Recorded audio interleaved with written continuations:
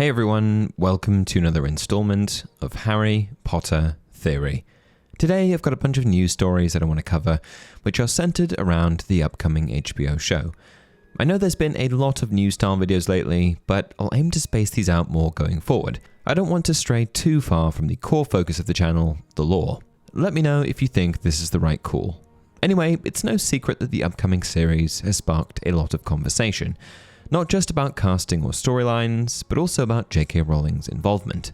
Today we're going to take a closer look at what Rowling's role actually is in the new series, including addressing some rumors around her allegedly suing HBO, how HBO and Warner Bros are handling the production, and what this all means for the future of the Wizarding world. We'll also be taking a look at some exciting updates on the show's production, starting with the lawsuit. There's been a recent surge of online rumors claiming that J.K. Rowling is suing Warner Bros. Over the upcoming HBO Harry Potter reboot, supposedly because she's unhappy with the studio's commitment to diverse casting. But while these claims spread like wildfire across social media, there's no official confirmation or credible evidence to support them. The rumors seem to have started from unverified Reddit threads and social media posts, after Warner Bros. Announced that casting for the new series would be open to all races and ethnicities, a broader approach than the original UK-focused casting for the films. This in turn sparked debate among fans, with some suggesting Rowling might push back legally to keep the adaptation closer to her original character descriptions. But perhaps the least interesting part about the J.K. Rowling HBO lawsuit is that it doesn't actually exist. In the past, Rowling has actually supported diverse casting, as seen when she praised Noma Dumezweni's casting as Hermione in Harry Potter and the Cursed Child.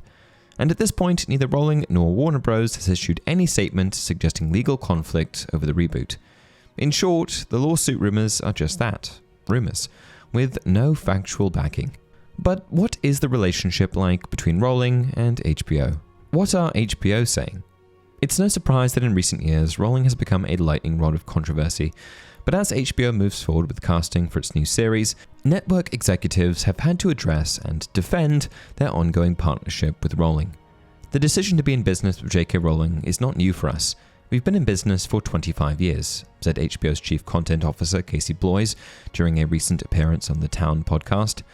When Bloys was asked whether Rowling's involvement might impact the show's success, he responded, "We already have a show on HBO from her called CB Strike that we do with the BBC. It's pretty clear that those are her personal, political views. She's entitled to them. Harry Potter is not secretly being infused with anything, and if you want to debate her, you can go on Twitter." And another statement directly from HBO echoed this. "We are proud to once again tell the story of Harry Potter, the heartwarming books that speak to the power of friendship, resolve, and acceptance. J.K. Rowling has the right to express her personal views. We will remain focused on the development of the new series, which will only benefit from her involvement." So now that we know she isn't suing HBO and is actually working closely with them, that still doesn't clarify what her exact involvement looks like. Rowling's role in the show. As of late May 2025, Rowling is and likely will remain an executive producer on the show. This means she continues to have a formal, behind-the-scenes role in the reboot's development, particularly when it comes to maintaining alignment with the core Harry Potter story and universe. While her exact level of creative input isn't fully public, Warner Bros. Has stressed that the series aims to deliver a faithful adaptation of the original books. And with Rowling still attached as executive producer, it's clear the studio values her involvement, despite the ongoing online controversies among fans. She hasn't weighed in on the series very much yet, but we do know that she's happy with some of the names announced so far, particularly those involved in the writing and production teams. I'm truly thrilled to announce our director and writer, both of whom I interviewed as part of the production team. Both have a genuine passion for Harry Potter, and having read Francesca's pilot script and heard Mark's vision, I'm certain the TV show will more than live up to expectations. After these two were announced, Casey Bloys even told reporters that Rowling was very, very involved in the process of selecting them. If J.K. Rowling has personally vetted both of these individuals, that's likely good news, because at the end of the day, she is the original creator of the story, and no one is more invested in preserving the integrity of the Wizarding world than she is. As fans, we naturally want to see the Wizarding world handled with care, but it's safe to assume that Rowling is even more determined to protect the world she created from anything that might undermine its legacy. Recent developments. One particularly controversial casting in the new show involves actor Papa Sciordu, who will reprise the role of Severus Snape. And in recent news, it looks as though he's gotten himself tangled up with Rowling even further. A few weeks ago, Seydoux, along with more than 1,500 figures from film and TV, signed an open letter condemning the UK Supreme Court ruling, which judged that the term woman in the Equality Act refers only to a biological woman and to biological sex. And unsurprisingly, people had plenty to say about this, with many taking to social media to criticise either Rowling or Seydoux, depending on their perspective. Following these events, many speculated that Rowling might remove Seydoux from the project because of his actions. However, in spite of all of this, J.K. Rowling has made it clear that she will not remove him over his personal or political views, just as HBO has chosen not to distance itself from her. I don't have the power to sack an actor from the series, and I wouldn't exercise it if I did. I don't believe in taking away people's jobs or livelihoods because they hold legally protected beliefs that differ from mine. The £1 billion mini-city.